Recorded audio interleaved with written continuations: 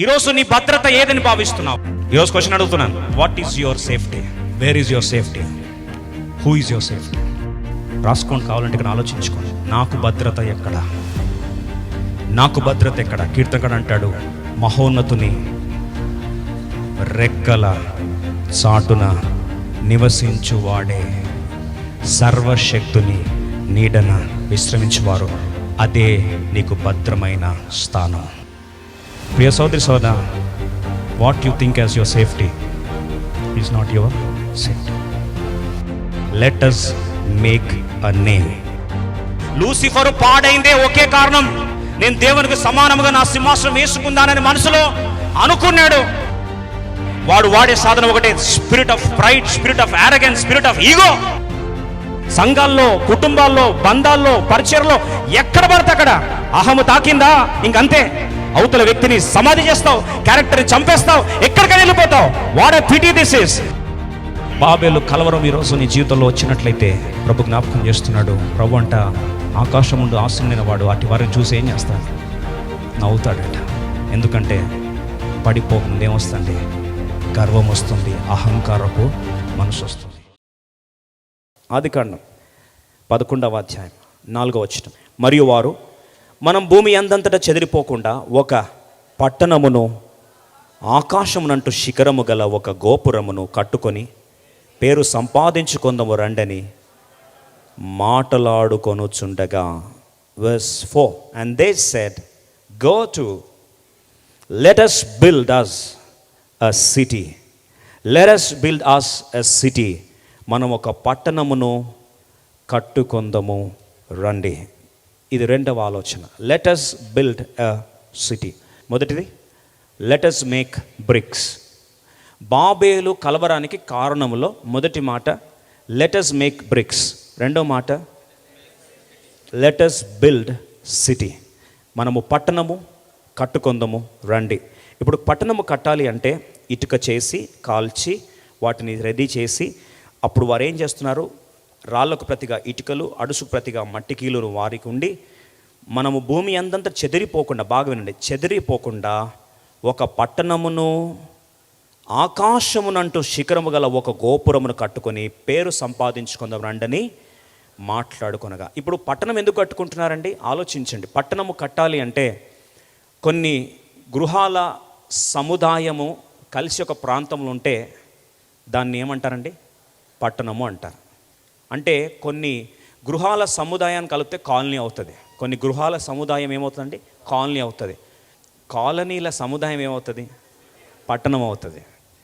అంటే ఇండైరెక్ట్గా మీనింగ్ ఏంటంటే, గృహాలు కొన్ని కట్టుకోవాలి, ఆ గృహాల తర్వాత కాలనీలు ఏర్పరచుకోవాలి, కాలనీల తర్వాత ఏమవుతుంది? పట్టణం కట్టుకుంటాము. పట్టణానికి ఒక గవని ఉంటుంది, పట్టణానికి ఒక ప్రాకారం ఉంటుంది, పట్టణానికి ఒక ఫోర్ట్, బుర్జ్ ఉంటుంది, పట్టణానికి చుట్టూ ఏముంటుంది? గోడ కట్టుకుంటాం. అందుకొరకే పట్టణం చుట్టూ ఖచ్చితంగా దాని చుట్టూ ఏముంటుందండి? ప్రాకారం ఉంటుంది. అంటే ఇంకొక మాటలో, they wanted to make themselves secure. కట్టుదిట్టముగా తము తాము భద్రపరచుకోవాలని ఆశపడ్డారు. మనిషికి ఎప్పుడు అభద్రత భావం ఉంటుంది. ఏం భావం అండి? అభద్రత భావం, ఫీలింగ్స్ ఆఫ్ ఇన్సెక్యూరిటీ. మన ఫీలింగ్స్ ఆఫ్ ఇన్సెక్యూరిటీ, అభద్రత భావం మనిషిని వేధిస్తున్నప్పుడు మనిషి ఏం ప్రయత్నం చేస్తారంటే దాన్ని ఓవర్కమ్ చేయడానికి కొరకు ఫీలింగ్స్ ఆఫ్ సెక్యూరిటీ, అంటే భద్రతా భావం ఎలా వస్తుందో దాన్ని ఏర్పరచుకుంటాడు. జాగ్రత్త వినండి. భద్రతా భావం ఎప్పుడు వస్తుందంటే వీళ్ళకి, ఒక పట్టణమును కట్టుకొందము రండి అని. ఇప్పుడు పట్టణం కడితే వారికి ఏమనిపిస్తుందండి? మేమందరం కలిసి ఒక దగ్గర ఉన్నాము, ఇప్పుడు చుట్టూ ఏముంది? ఒక ప్రాకారం ఉంది. ప్రాకారం అంటే సెక్యూరిటీ ఉంటుంది. సెక్యూరిటీ అంటే ఎంట్రన్స్లో బయటకు వస్తున్నప్పుడు మొత్తం అంతా స్క్రూటినీ ఉంటుంది. ఒక మాటలో చెప్పాలంటే ఇప్పుడు పట్టణం అంతా కూడా కట్టుదిట్టముగా భద్రతాయుతంగా మార్చబడింది అని. Let us make a city. ఒక పట్టణం కట్టుకుందాము అంటే అర్థం ఏంటంటే, they wanted to make themselves secure. ఇప్పుడు దేంట్లో సేఫ్టీ, దేంట్లో సెక్యూరిటీ అంట? వారి సొంత క్రియల్లో భద్రత అంట. అయితే భద్రత ఎప్పుడు వస్తుంది మనకు? చాలాసార్లు మనం దేన్ని మనము భద్రతగా భావిస్తామండి? What is our source of security? Salary, own house, own people. పక్కన ఎవరు ఉండాలి? అమ్మ, నాన్న, లేకపోతే నా ఖాందాన్, నా వాళ్ళు కట్టేసుకొని ఉంటే అప్పుడు ఏమనిపిస్తుంది మనకు? అబ్బా ఎంత సేఫ్టీ ఉందో, ఎంత సెక్యూరిటీ ఉందో అని భావిస్తాం. వాస్తవంగా వారంట చెదిరిపోకుండా, అంటే ఎక్కడ పడితే అక్కడ వెళ్ళకుండా అందరు ఎక్కడ ఉండాలంటండి? ఒక్క దగ్గరే ఉండాలి. అప్పుడు వాళ్ళు ఎలా ఉంటారండి? సెక్యూర్, సేఫ్ అని. మన ఫీలింగ్స్ ఆఫ్ సెక్యూరిటీ రావడానికి కొరకు మనకంటూ కొన్ని పట్టణాలు కట్టుకుంటాం. Let us build a city. ఈరోజు నీ భద్రత ఏదని భావిస్తున్నావు? Let me ask this question. ఏది నీ భద్రత? అసలు వాస్తవంగా ఈ భద్రత కొరకంట చెదిరిపోవద్దు, అందరం ఒక దగ్గర ఉండాలంటున్నారట. కానీ బైబిల్ ఏం సెలవిస్తుంది? యేసుప్రభువారు దేవుడు ఏమి ఆశీర్వదించాడు? నోవాహు ఎప్పుడైతే జలప్రలయం చేత సంపూర్ణంగా ధ్వంసం చేయబడిన పిమ్మట ఈ కుటుంబాన్ని దేవుడు కాపాడినప్పుడు, ఆదికాండం 9వ అధ్యాయం 1వ వచనం, మరియు దేవుడు నోవాహును అతని కుమారులను ఆశీర్వదించి మీరు ఫలించి అభివృద్ధి పొంది భూమిని నింపుడే. భూమి మొత్తం నింపమంటే ఇప్పుడు వీళ్ళ భద్రత ఏంటంట? భూమి అంతా నింపితే మేము చెదిరిపోతామండి. అలా చెదిరిపోవద్దంటే దాని ఎగ్జాక్ట్ ఆపోజిట్. మనందరం ఎక్కడ ఉండాలి? ఒక్క దగ్గరనే ఉండాలి. మరి ఒకే దగ్గర ఉండాలంటే ఏం చేయాలా? ఇటుకలు తయారు చేసుకోవాలా. ఇటుకలు తయారు చేసి ఏం చేయాలా? పట్టణం కట్టాలా. పట్టణం కట్టేస్తే మనందరం ఎక్కడ ఉండొచ్చు? ఒకే దగ్గర ఉండొచ్చు. ఎంత భద్రంగా ఉంటాం కదా. How safe will be. చాలాసార్లు మన జీవితంలో కూడా దేవుని మాటకు మనము వ్యతిరేకంగా చేసి, దేవుడేమో భూమి అంతా ఏం కావాలి, మీరు విస్తరించండి అన్నాడు. ఆక్యుపై ద ఎంటైర్ వరల్డ్ అని దేవుడు అంటే, వీళ్ళు ఏం చేస్తున్నారు? కేవలము షీనారు రాజ్యంలో బాబేలు పట్టణంలో ఈ పట్టణము మాత్రమే కట్టుకొని వీళ్ళందరూ ఎక్కడ ఉండాలంటండి? అక్కడే ఉండి చెదిరిపోదు. ఎందుకంటే వారికి భద్రతా భావము, ఒక పట్టణము కట్టుకుంటే ఈ పట్టణంలో భద్రత ఉందని వాళ్ళు భావించారు. ఈ ఆలోచన మరి దేవునికి వ్యతిరేకమా, దేవునికి సుముఖమా? చెప్పండి. చాలాసార్లు మనం కూడా దేవుని వ్యతిరేకంగా ఆలోచించి ఇది నాకు భద్రత ఉందని అనుకుంటాం. Let me tell you one important beautiful secret. There is only security, there is only safety in the obedience of God's word. నీకు భద్రమైన స్థానం ఏదండి? నీకు అతి భద్రమైన స్థానం ఏంది? నీకు భద్రత ఎప్పుడు ఉంటుంది? దేవుని మాటకు విధేయత చూపించిన ప్రాంతమే నీకు భద్రమైన ప్రాంతము. Let me once again remind this lines. The safest place in the world, రాసి పెట్టుకొని కావాలంటే, the safest place in the world, the secure place in the world is the place where you obey the voice of God and the will of God. దేవుని విధేయత చూపించే ప్రాంతమే నీ జీవితంలో అతి భద్రమైన ప్రాంతం. నువ్వు పట్టణం కట్టుకుంటే భద్రత రాదు, గోడలు కట్టుకుంటే భద్రత రాదు, లేదా ఇటుకలతో గోడలు కట్టుకుంటే భద్రత రాదు. ఒక మాట చెప్పాలని ఆశపడుతున్నా, అసలు ఇటుకలతో గోడ భద్రత, రాయితో గోడ భద్రత? ఇటుక స్ట్రాంగా, రాయి స్ట్రాంగా అండి? రాయి స్ట్రాంగ్. కానీ వీళ్ళు కట్టుకుంది ఏంతో? ఇటుకలతో. ఇటుకలతో కట్టుకుంటే వేసి గడ్డపారేసి పొడిస్తే ఏమవుతుందండి? ఇరిగిపోతుంది కదా. కానీ వీరి భద్రత అనుకుంటున్నారు, మేము పట్టణం కట్టుకుంటాం, this is the safest place on the world for us. ఈరోజు క్వశ్చన్ అడుగుతున్నాను, what is your safety? Where is your safety? Who is your safety? రాసుకోండి, కావాలంటే ఇక్కడ ఆలోచించుకోండి. నాకు భద్రత ఎక్కడ? నాకు భద్రత ఎక్కడ? కీర్తనకాడు అంటాడు, మహోన్నతుని రెక్కల చాటున నివసించువాడే, సర్వశక్తుని నీడన విశ్రమించువారు, అదే నీకు భద్రమైన స్థానము. మరి మహోన్నతుడు ఎక్కడ వెళ్ళమంటే నువ్వు దానికి విధేయత చూపిస్తే ఆ ప్రాంతమే నీకేమవుతుంది? Safest place. యోనా అనుకున్నాడు తర్షీష్కు పోతే నాకు సేఫెస్ట్ ప్లేస్ అనుకున్నాడు. వాస్తవంగా తర్షీషు నిజంగా సేఫెస్ట్ ప్లేసే. నినివే ఘోరమైన పట్టణం అది. బోట్లో, షిప్లో స్లీపింగ్ కోచ్ టికెట్ తీసుకున్నాడు, that is my safest place అనుకున్నాడు. కానీ దేవుని విధేయత చూపించకుండా వెళ్ళే ప్రాంతము నీ జీవితంలో మోస్ట్ డేంజరస్ ప్లేస్. అదే దేవుని వ్యతిరేకంగా వెళ్ళే ప్రాంతం నీ జీవితంలో మోస్ట్ డేంజరస్ ప్లేస్. అదే తీసుకెళ్ళి ఎక్కడ పడేశారండి? నడి సముద్రంలో పడేశారు పాపం. ఇప్పుడు దేవుని చిత్తంలో ఒక మాట చెప్తాను. చాప కడుపు, ఆలోచించండి, దేవుని చిత్తములో ఆయన మాటకు విధేయత చూపిస్తే 2 నిమిషాల్లో డైజెస్టివ్ జ్యూసెస్ మాడిపోయి మసైపోయి చూరైపోయి డైజెస్ట్ అయిపోవాల్సిన చాప కడుపు తన జీవితంలో అతి భద్రమైన సేఫెస్ట్ ప్రాంతంగా మారిందా లేదా? ఎంత నమ్ముతారండి మాట? నువ్వు దేవుని చిత్తంలో ఉంటే, దేవునికి విధేయత చూపిస్తే, that will be the safest place in your life. నీ భర్త విషయంలో, నీ భార్య విషయంలో, నీ పిల్లల విషయంలో, లేదా నీ భవిష్యత్తు విషయంలో, ప్రభువా నాకు అది భద్రత ఉంటుందో లేదో నాయన, ఉంటుందో లేదు. If it is God's will, if it is God's will and you're obeying God's will, the most dangerous place, what seemingly the most dangerous place will be the most safest place in the world. మీకా గ్రంథం 4వ అధ్యాయం మొదటి 2 వచనాలు రాస్తుందండి.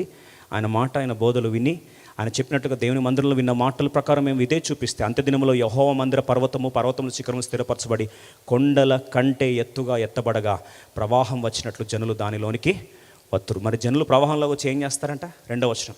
కాబట్టి ఆ కాలమున అన్య జనులు అనేకులు వచ్చి సియోన్లో నుండి ధర్మశాస్త్రము, యెరూషలేము నుండి యెహోవా వాక్కును బయలువెల్లును.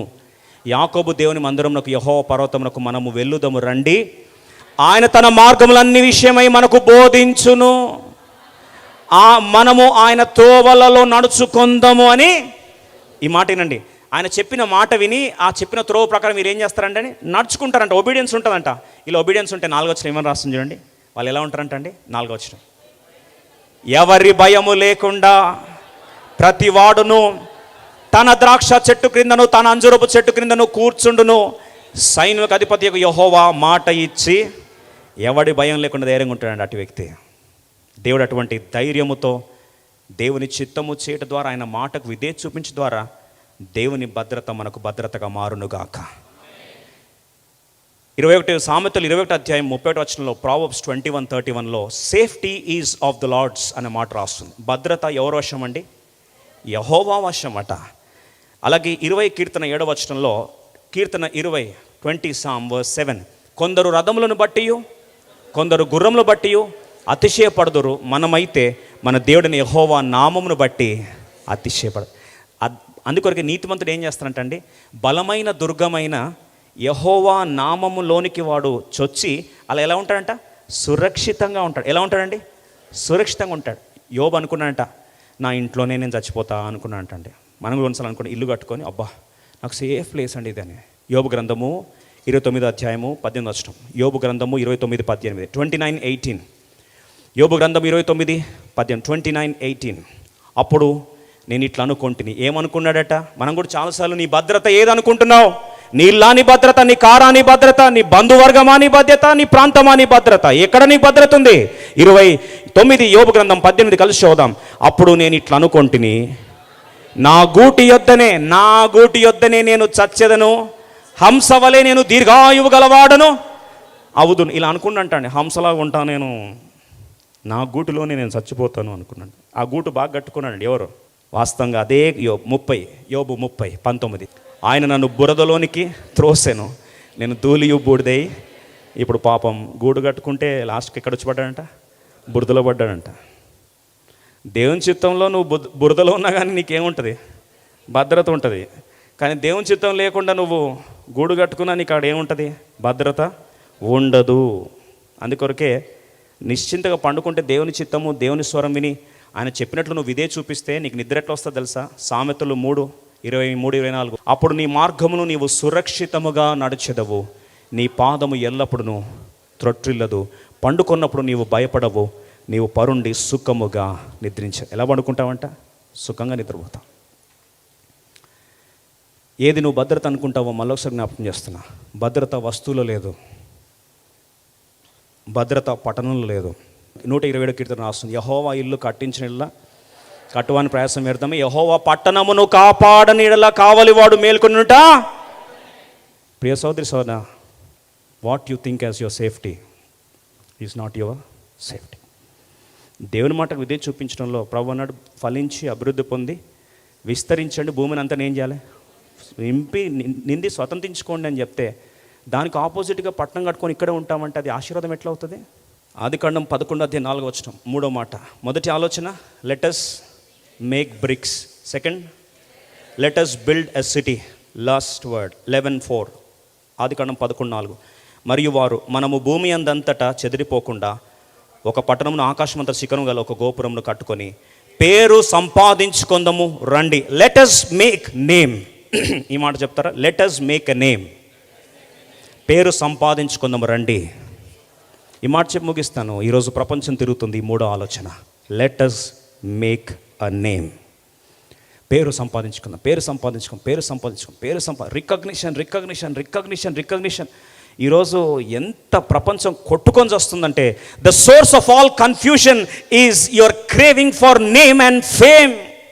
బాబేల్ అంటే ఎందుకు కలవరమైందంటే వాళ్ళు అంటున్నారు, లెటస్ మేక్ అ నేమ్. మన కొరకు ఏం చేస్తాం? పేరు సంపాదిస్తాం. ఎంత బాధాకరమైన విషయం కదండి. అదే దాని తర్వాత అధ్యాయం చూడండి, సమాధాన అధిపతిగా మెల్కీసెదెకు రాజు యొక్క సమాధానం అనుభవిస్తున్న, పీస్ అనుభవిస్తున్న ఆ అబ్రహాముకు దేవుడు అంటున్న మాట, ఆదికాండము 12:2, నిన్ను గొప్ప జనముగా చేసి నిన్ను ఆశీర్వదించి నీ నామమును గొప్ప చేదును. ఇప్పుడు అంటున్నాడు, I will make you great. ఏది బాగుంది? బాబేల్ది బాగుందా, అబ్రామ్ది బాగుందా? అబ్రామ్లో ఏమన్నాడు తెలుసా దేవుడు? I will make your name great. Babel, let us make our name great. ఎప్పుడైతే ఫేమ్ కొరకు పరిగెడతావో, ఫాలోవర్స్ కొరకు పరిగెడతావో, రికగ్నిషన్ కొరకు పరిగెడతావో, ఈరోజు ప్రపంచం అంతా దేని చుట్టూ ఉందండి? ఈ దరిద్రం సోషల్ మీడియా ఒకటి. నీకు 20 లైక్లేనా? నాకు 40 లైకులు. నీకెన్ని లైకులు? నీకెన్ని ఫాలోవర్లు? నీ స్టేటస్ ఎంతమంది చూశారు? 10 మందేనా? నాకైతే 10,000 మంది చూశారు. ఒక మాట చెప్పాలని ఆశపడుతున్నా. బైబిల్లో దేవుడు ఒక భయంకరమైన పరీక్ష పెడతాడండి. పరీక్ష అది. సామెతల గ్రంథం ఒక మంచి మాట చూడండి, 27:21. మూస చేత వెండిని, కొలిమి చేత బంగారును, తాను పొందిన కీర్తి చేత నరుని పరిశోధించవచ్చును. చాలు. దేవుడు మనిషిని దేంతో పరీక్షిస్తారంటండి? వెండిని మూస చేత, బంగారును కొలిమి చేత, మనిషి హృదయాన్ని కీర్తి చేత ఇస్తాడంట దేవుడు. టెస్ట్, ఫేమ్ ఇస్తాడు, పేరు ఇస్తాడు, రికగ్నిషన్ ఇస్తాడు. దేవుడు టెస్ట్ చేస్తున్నాడు. వీడు ఎంత దూరం పోతాడు, ఇది ఎంత దూరం పోతుంది. కొద్దిగా పేరు ఇస్తే, కొద్దిగా ఫేమ్ ఇస్తే బాబా ఇంకా కాళ్ళు అసలు కింద అనట్లేదే.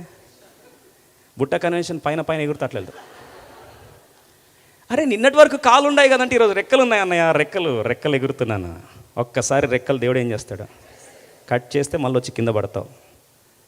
ఒక మాట చెప్తాను, సాతాను ఒక వ్యక్తిని పాడు చేయడానికి దూరేటప్పుడు ఏం తెలుసా? నీకేం తక్కువ? ఏదైనా తోటకెళ్ళి మీరు తింటే దేవునిలాగా, దేవతలాగా అవుతారు. మీకేం తక్కువ? ఆహారం రెచ్చు. ఎందుకు తెలుసా? లూసిఫరు పాడైందే ఒకే కారణం, నేను దేవునికి సమానంగా నా సింహాసనం వేసుకుందానని మనసులో అనుకున్నాడు. వాడు వాడే సాధనం ఒకటే, spirit of pride, spirit of arrogance, spirit of ego. ఈరోజు రెచ్చగొడతాడు మనిషిని. సంఘాల్లో, కుటుంబాల్లో, బంధాల్లో, పరిచయలో, ఎక్కడ పడితే అక్కడ అహము తాకిందా ఇంకంతే. అవతల వ్యక్తిని సమాధి చేస్తావు, క్యారెక్టర్ని చంపేస్తావు, ఎక్కడికైనా వెళ్ళిపోతావు. What a pity this is. ఒక్కసారి ఫేమ్ పెడితే, ఒక్కసారి సెల్ఫ్ టెస్ట్ పెడితే, ఒక్కసారి పరిశోధన దేవుడు పెట్టి ఎక్కడి దాకా వెళ్తాడు మనిషి అని చెప్పి చూస్తే ఈరోజు అధాపాతాళంలోకి చితకదొక్కబడే పరిస్థితికి వెళ్తున్నావా? జాగ్రత్త. God will give you fame and test you. God will give you name and test you. Don't be carried away. దయచేసి మోసపోవద్దు. అప్పుడు ఒక కామెడీ జరిగిందంటండి. ఏం కామెడీ తెలుసా? ప్రభు అన్నాడంట, వీళ్ళు మేము పైకి వెళ్తామంటే ప్రభు అన్నాడు, సరే నేను కిందకు వస్తున్నా అన్నాడు. 5వ వచనం చూడండి. 4వ వచనం వీళ్ళు అన్నారు, మనం అలా పైకి వెళ్ళిపోదామన్నా. ఎలా అంటండి? అలా పైకి. ఇక గాల్లో వెళ్తూ ఉంటారు మనుషులు, పాపం గాల్లో ఊగుతూ ఉంటారు కొద్దిగా వచ్చేసరికి. ఇప్పుడు 5వ వచనం ప్రభు అంటాడు, యెహోవా నరుల కుమారుల కట్టిన పట్టణమును గోపురము చూడ దిగి వచ్చిన. చూడండి, దాని విషాదం ఏంటంటే, ఆకాశం అంటుదామని కట్టుకుంటే అది పరలోకం చూస్తే కనిపిస్తలేదంటండి. ఇప్పుడు అంత పరలోకం అంత పైకి కడితే అది పరలోకం నుంచి ఏం కావాలా? ఇప్పుడు మనం పరలోకం కూడా ఉన్నామండి, ఇక్కడ దాకా వచ్చింది పైకి వెళ్ళి చూస్తే ఏం కావాలా? దాన్ని దిగి రానక్కర్లే కదా. దిగి వస్తున్నట్టు అర్థం ఏంటి? అది కట్టింది కనీసం అది చూడాలంటే దిగి రావాలంట. ఇప్పుడు దిగి వచ్చాడు దేవుడు. వాళ్ళ పరిస్థితి ఏమైందండి? తారుమారు అయిపోయింది. కన్ఫ్యూషన్.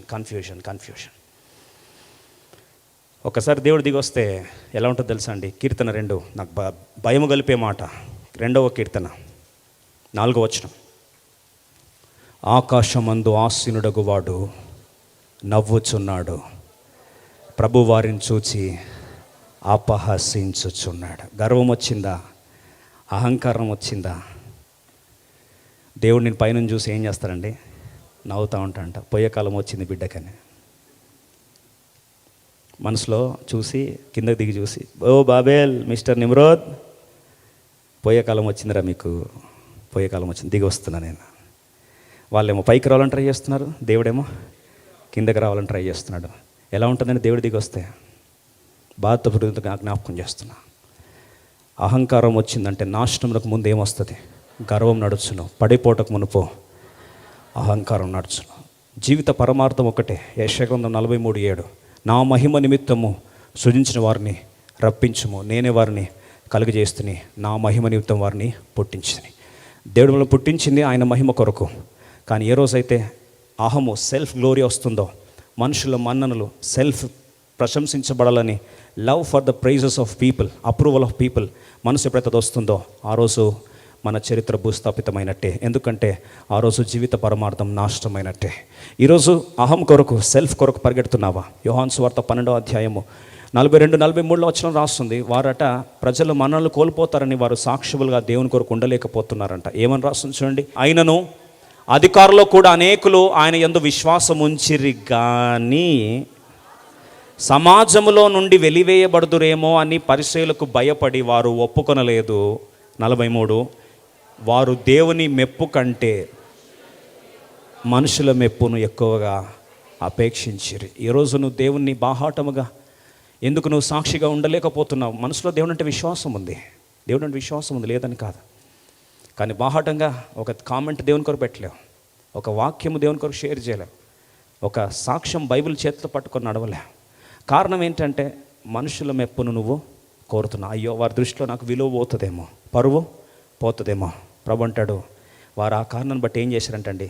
దేవుని కొరకు నిలవబడలేకపోయారు. ఈరోజు నాకు కలవరం ఎందుకు వస్తుంది అంటున్నావా? కన్ఫ్యూజన్ ఎందుకు వస్తుంది అంటున్నావా? టెన్షన్స్ ఎందుకు వస్తున్నాయి అంటున్నావా? ఫ్రస్ట్రేషన్ ఎందుకు వస్తుంది అంటున్నావా? డిప్రెషన్ ఎందుకు వస్తుంది అంటున్నావా? బాబేల్ బాబేల్ కలవరం కలవరం కలవరం ఎందుకు వస్తుంది అంటున్నావా? ఒకే మాట, let us make a name. మన కొరకు ఏం చేస్తాం? పేరు సంపాదించుకుందాము రండి అంటున్నావా? అక్కడే నీ సమస్యలు స్టార్ట్ అవుతాయి, అక్కడే నీ వేదన స్టార్ట్ అవుతుంది, అక్కడే జీవిత పరమార్థం నాశనం అయిపోతుంది. Self centredness is the root of all suffering. కావాలండి మాట రాసుకోండి. Self centredness is the root of all suffering. అహము ఎక్కడొస్తుందో అక్కడ అన్ని ప్రాంతాల్లో శ్రమ, వేదన, అవమానం, ఇంకా తట్టుకోలేని గాయం, ఆత్మహత్య ఆలోచనలు. ఈరోజు మనుషుల యొక్క మెప్పును కోరుచున్నావా? ఈరోజు బాబేలు కలవరం ఈరోజు నీ జీవితంలో వచ్చినట్లయితే ప్రభు జ్ఞాపకం చేస్తున్నాడు. ప్రభు అంట ఆకాశం నుండి ఆశీనుడైన వాడు అటు వారిని చూసి ఏం చేస్తా అంట? నవ్వుతాడట. ఎందుకంటే పడిపోకముందు ఏమొస్తుంది? గర్వం వస్తుంది, అహంకారపు మనసు వస్తుంది. దేవుని సేవిస్తున్నావా? దేవుని మందిరంలో ఉన్నావా? పరిచర్లు ఉన్నావా? అహంకారం వస్తుందా? జాగ్రత్త. దేవుడు పరీక్ష పెడతాడు. ఇచ్చి మరీ శోధిస్తాడు. ఎందుకంటే బంగారు పొటములు వేస్తేనే బయటపడుతుంది. మనిషి ఘనతను, పేరు ప్రఖ్యాతలు ఇచ్చిన తర్వాత మనిషిని ఏం చేస్తారండి? పరీక్షిస్తాడు. ఈరోజు పేరు ప్రతిష్టలు వచ్చాయి, మదమెక్కిందా, కళ్ళు నెత్తికెక్కాయా? ఈరోజు ఒకప్పుడు నువ్వు దేవుని దీనుడై సేవించినప్పుడు దేవుడు హెచ్చించిన సమస్తాన్ని మర్చిపోయి లెటస్ మేక్ ఎ నేమ్ అనుకొని ఈరోజు మనిషిగా కాకుండా మృగంలాగా మారిపోయావా? ఈరోజు దేవుడు జ్ఞాపకం చేస్తున్నాడు. He is testing you. ఆకాశం నుంచి ఆయన చూస్తే ఏం చేస్తాడు? నవ్వుతాడు. దిగొచ్చి ఏం చేశాడండి? వారి భాషలన్నీ కూడా తారుమారు చేశాడు. ఆ రోజు నుంచి ఈ రోజు దాకా అది బాబేలు పర్వతం. వారి జీవితాలు ఏమైపోయాయి? తారుమారైపోయాయి. కుటుంబాలు తారుమారైపోయాయి, ప్రయత్నాలు తారుమారైపోయాయి, వ్యాపారాలు తారుమారైపోయాయి, బంధాలు తారుమారైపోయాయి, జీవితాలు తారుమారైపోయాయి, పరిచర్య తారుమారైపోయింది. ఈరోజు అటు బాధకరమైన పరిస్థితి రావద్దని, కలవరం ఒక్కరు కాదు, పరిశుద్ధాత్మ దేవుడు అల్లరికి కర్త కాదని జ్ఞాపకం చేస్తూ, ఈరోజు నీ జీవితం తారుమారు కావద్దని జ్ఞాపకం చేస్తూ దేవుని సేవనికి వాక్యం చెప్తూ ముగిస్తున్నా.